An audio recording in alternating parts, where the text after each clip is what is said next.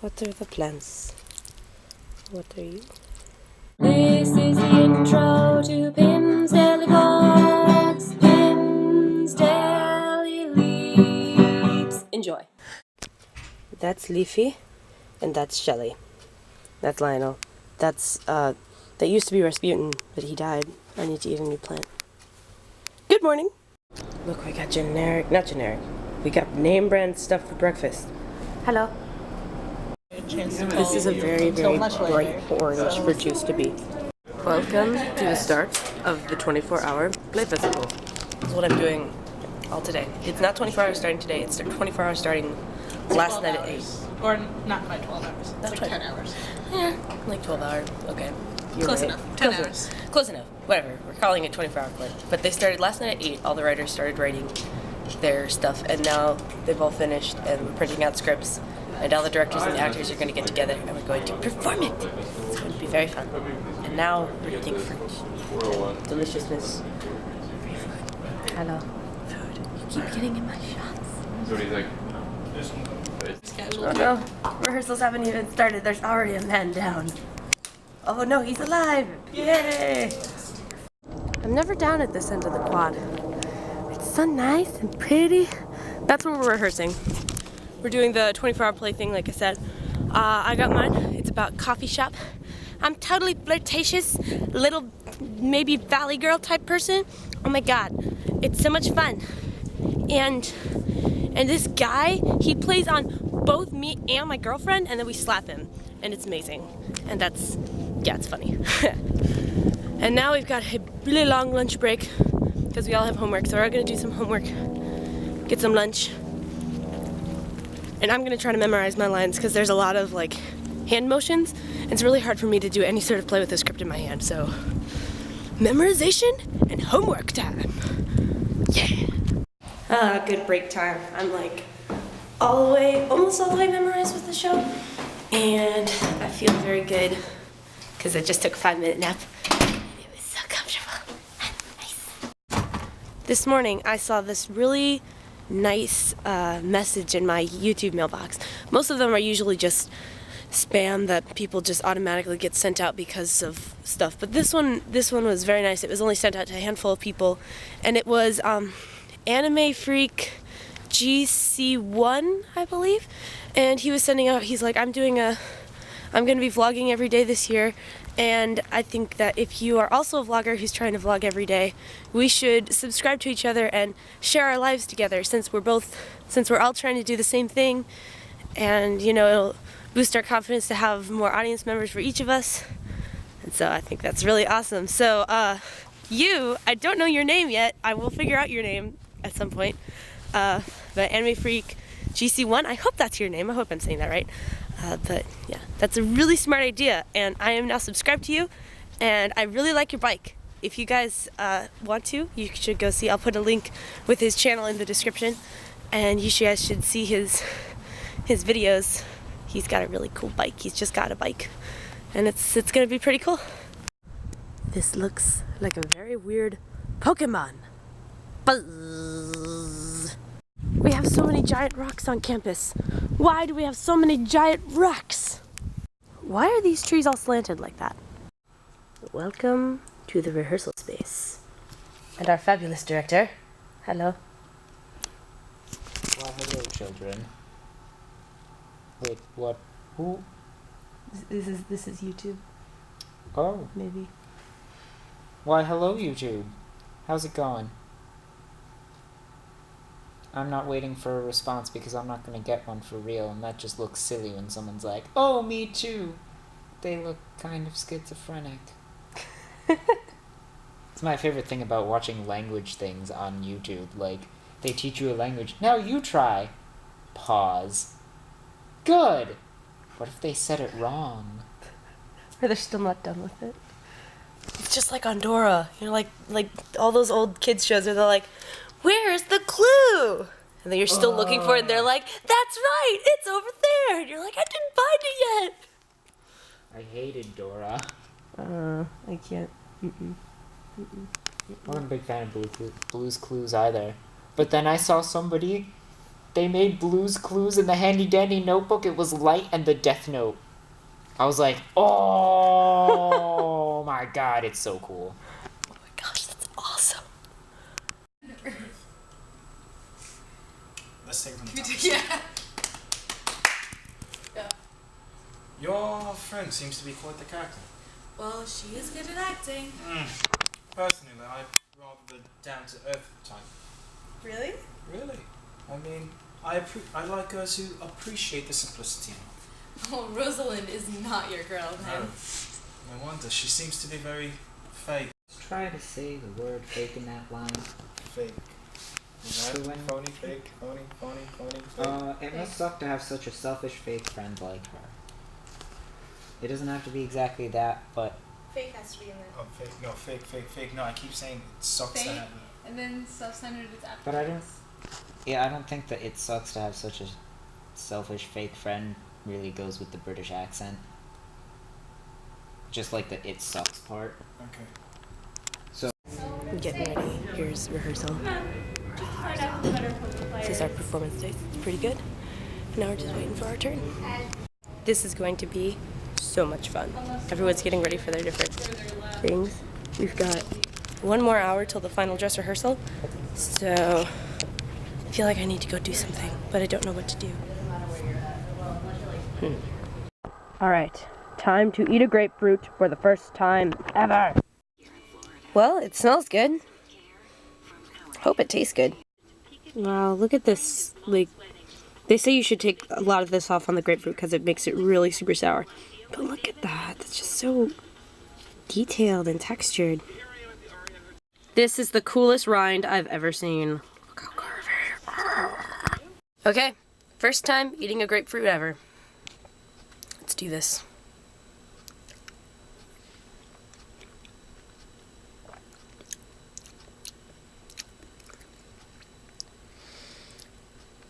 It's kind of sour. It's good, but it's just really, really sour. Hey guys, heading to the final dress rehearsal in T-minus 1 hour. We will be performing for the first and last time. It is going to be very fun. I'm so excited. I love these 24-hour play festivals. And I also just noticed my shoes match my shirt, match my purse. Yes! Warm-ups. We could do a warm-up. Welcome. Here's the entire crowd.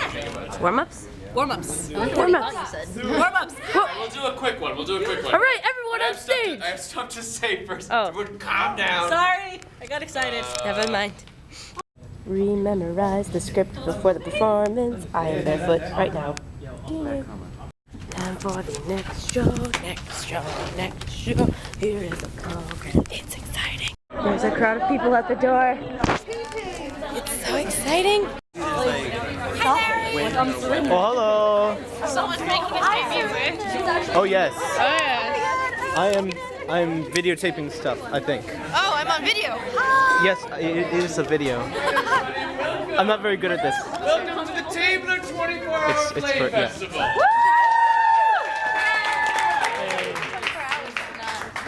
So, we very much appreciate you all coming to support these actors, writers, and directors who have been working very hard for the past 24 hours.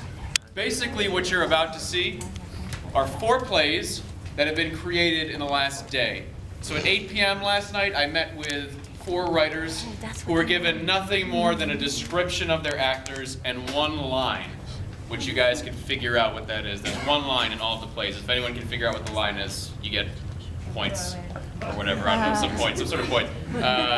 They were given that. They wrote the play. They turned it in at 10 a.m. this morning, and then the directors and the actors have been rehearsing all day today to put up what you're about to see. So obviously, they're going to have scripts in hands, so don't be thrown by that. They haven't memorized all the lines yet. They've only had like 4 hours to do this or whatever, so don't be thrown by it. And actually, the first play that you're about to see is a staged reading. One of the actresses who was going to be in this actually got very sick this weekend and couldn't end up performing. So Priscilla, who you can see in the program, is actually doing 2 plays today. So she's stepping up and just doing a staged reading of this. So that's why they're sitting down for most of it. But the 3 following will be full on, all out, 24-hour plays. So Laura Lempool, Christina Caiola, and Tony Fratto were very helpful in planning this whole program out, so I want to give a round of applause to them. You're going to see Laura tonight up here. And of course, the other Taylor RHDs and Jeremy, who were very kind in coming to this tonight. So a round of applause for them. So if you didn't get a program, there are some up here in the front and have all the names of the people that are performing. But without further ado, this is the tabler. What's that? Audrey's here? Oh, Andre's here! Yes, our faculty director, yes! Sitting off in the corner.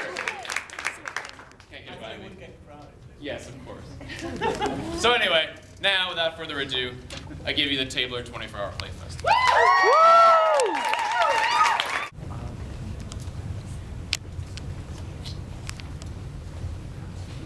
Did you make sure the goods are in perfect condition? Gary, did you make sure the goods are in perfect condition? Yeah. Did you feed it? Yeah, Jenny. I know what I'm doing. I'm not free. Except the dishes. Look, this deal's very important. After this is over, we can finally pay off Giovanni. I know. I won't piss off Giovanni any more than you do. I heard he was the last person to cross him, got beaten into the ground, and blacked out. And then he took half the kid's money. That man is scary. He should be arrested. Yeah? You gonna be the one to do it? Don't be crazy. Isn't it crazy how long and how far we've gone from the old days? I mean, I never thought I could go from being on the top of the world to where we are today. I mean, all I ever wanted to do was beat my rival. Yeah. You were winning competition after competition. Everybody was talking about the young phenom who couldn't lose a match. The world was yours. But then the unimaginable happened. It was the grand finals of the global tournament, and you were up against Satoshi Tajiri himself. You had all the right cards. You were gonna win. And you played your Charizard, and that's when it happened. The corner of your Charizard card had peeled a bit, and Satoshi noticed it. And then the ref was brought over to examine the card. So he peeled up the corner off, and found that it was a sticker. And upon further investigation, it was revealed that all your cards had been counterfeited. Banned. Forever. You could never participate in a Pokemon tournament again. Your world was crushed. And now, you have to resort to this criminal lifestyle just to get by. Forever burned to hide in the shadows. Doing dirty deeds. Hey, I like what we do. It's exciting. Plus, we get to do things related to what we love. I wouldn't trade for anything in the world, except maybe to have never been caught. How's your story, Gary? You were getting second place, competition after competition. Hey, I won some of them. Yeah, okay. You were doing okay, competition after competition. You were so close to be considered the best in the world. There was only one hurdle you couldn't quite jump. Ash. You were so determined to beat him, you would do anything to win. So you did do anything, and you did finally beat him. And for a brief moment, you were invincible. Until they found out what you had done. When looking through your roster, someone pointed out the stats of your Pokemon were way higher than was possible in the game. They checked out your Game Boy and discovered it was tampered with. Hacked. You wanted to win so badly that you were willing to trade your integrity for it. And because of that, you had to start anew. I was pretty lost after the incident. I had no idea what to do. All I knew is that I loved Pokemon, and then one day I decided to go to PokeCon, and that's how it all started. I remember PokeCon. I was so excited about it. Hundreds of Poke fans, all under one roof. They were going to preview the newest game. Everyone was dressing up as their favorite Pokemon, and that's how we first met each other. Everyone was dressed up as something obvious, like Pikachu or one of the starters. But you and I, we were different. You were dressed up as Nidoqueen. I saw you from across the hall, and I knew we were meant to partner up. Yeah, because you were dressed as Nidoqueen too. And that's how we got started. We may have been banished from our tournaments, but they could never keep us away from Pokemon. I mean, we started with what we knew. I mean, a holographic Charizard goes for $100. And he already had that counterfeiting equipment, so we were set. And then we tried some other stuff. Remember when we did that Pokemon Arena thing? We'd find animals and dress them up as Pokemon. My favorite was the turtle with the paper cannons on the back. Best Blastoise ever. I like the parrot that we actually taught to say Spearow. Yeah, and then we charge people to watch the battles and bet on the winners. Remember the Blastoise versus Oddish battle? People actually thought Oddish would win since it had the type advantage. It was a radish painted blue with googly eyes glued on. Remember when we tried to steal the original Pikachu sketch just so we could sell it? Yeah, then those two weirdos with the cat showed up trying to steal the Pikachu. Yeah, they said that weird poem thing, and when they left, they were like blasting off or something. Yeah, they were definitely blasting something. And through them, we ended up meeting Giovanni. And now we have one. So we found that. Do we really have to solve it? Yes, unless you want to deal with Giovanni's wrath. Okay, here's what's gonna happen. When the buyer comes in, don't say anything. I'll do all the talking. You just sit there and look pretty. We'll just sit there. He's probably gonna want to see it. He might ask for a demonstration or a Pokeball for it or something. I'll just shrug it off and tell him not to be stupid. I'll ask to see the money, he'll show me it, then we make the trade. He leaves and we never see him again. Then we'll have our money to pay Giovanni. Okay, sounds good. Why exactly does Giovanni need our money anyway? Doesn't he own that, like, mafia thing? Yeah, Team Rocket.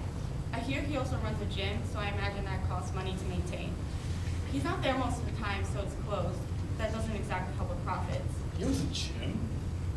Well, I wasn't expecting that. Are you sure we have to do this? I mean, maybe Giovanni will let us off. Yeah, I guess Giovanni would let us off. He seems like a forgiving type, and just so sweet. Or he'd feed us to his Pooh Bear. Why are you getting such cold feet all of a sudden? I don't know, I feel like it's a bad idea. What's so bad about this idea? It's kind of risky. I mean, what if we get caught? This is bigger than any of the other stuff we've done. Trust me, this will work. Who's gonna tell on us? The buyer is in this just as much as we are. No one else knows about it. I don't know. I just feel like we should give up all this poker crime stuff. Wait, now our whole business is a bad idea? I guess. What happened to you? Weren't we just reminiscing like a minute ago about how fun it all was? I mean, you want stuff forever, you know? Yes, we can. Especially when we can still make money off of it. But can we still make money off of it? How much longer will Pokemon last? It's getting less and less popular every year. We keep doing the same thing. And it's like, okay, it's like when you're playing the game and you're at a Poke Center to heal your Pokemon, and then the healing process takes so long and you just keep mashing A to get it done, but then you press A too many times and you accidentally talk to Nurse Joy and get your Pokemon healed again. That's what we're doing. We just keep pressing A and doing the same thing over and over. Wow. That was the stupidest thing you've ever said. Are you sure you're not gifted? No. Listen, it just doesn't seem like it's worth it anymore, okay? I don't want to live a life of crime. You know, Michael Vick got caught for the dogfight. What if something like that happens to us? It won't. Stop being stupid. So you really want out? Yes. Do you even love Pokemon anymore? Of course. Well, I don't know. What do you mean you don't know? Pokemon. Do you love it? I mean, haven't you ever thought of how ridiculous Pokemon is? I mean, kids leave their house at the age of 10 to go meet with an 80-year-old man who doesn't know your name, or even if you're a boy or a girl. And then he gives you this dangerous animal and tells you to go out and fight with other animals. You know. And then everyone you meet only says one thing. And the trainers ignore you until you're right in front of their line of sight. I mean, and then you have to battle for money. It's a game. A fictional game. Fiction. You know what fiction is, right? Do you also get upset because Goku can fly and fire energy balls and turn his hair yellow? No, it's just, it's also childish. You know, maybe it's time to grow. I mean, besides, Pokemon's getting too hard to keep track of. I mean, there's like, what, 500 Pokemon now? For me, the real Pokemon are the first 150. 151. And that's debatable. And the movies? Apparently 15 of them were made. The first one was the only good one. I mean, you know, when Ash turned stone. What? You know, I cried. You cried? You a baby? You didn't cry? No.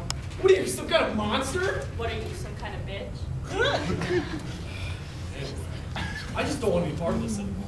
You can run business without me. What, so you're just gonna throw out everything you worked on? Throw out your entire life? Throw out Pokemon?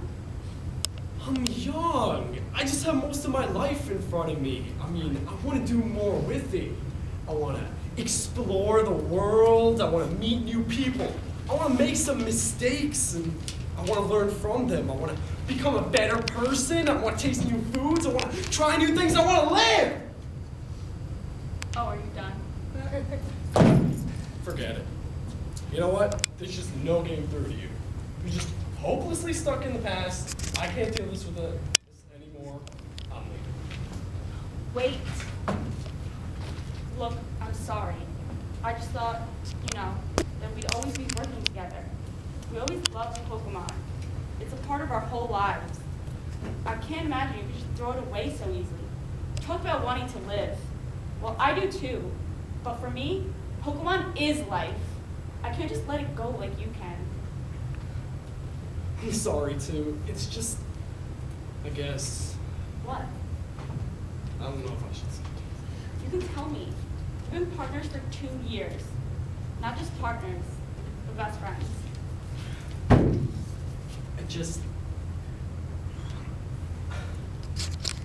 I want to play Digimon.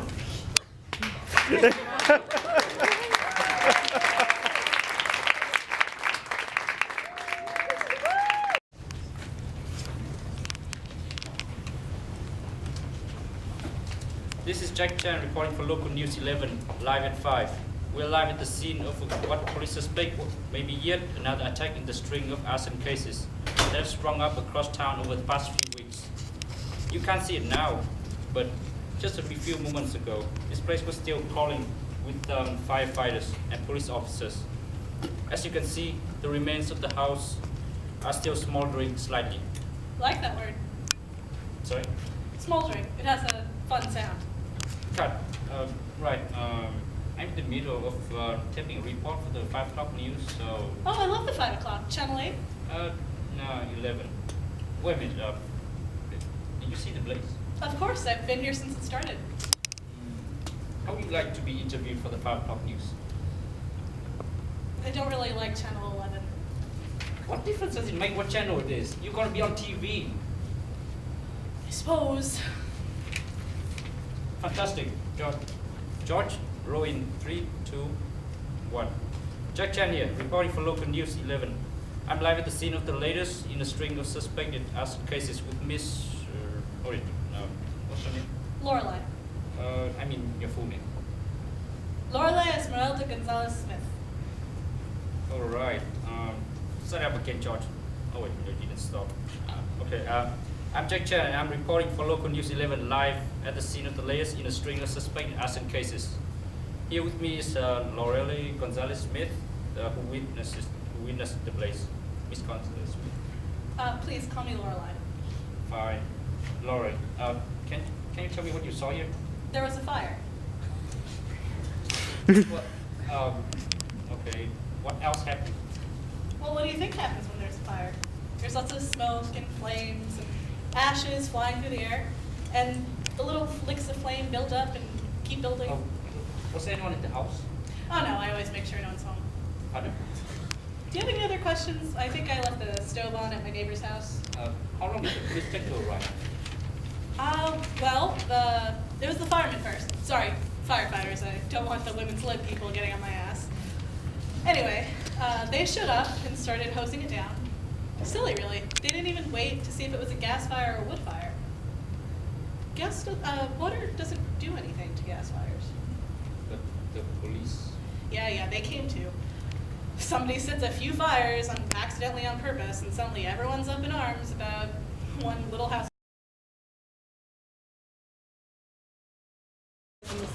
Midday, huh? Oh, look at wearing my clothes. can actually adjust those chairs. Everyone just stared at me. Don't speak anymore.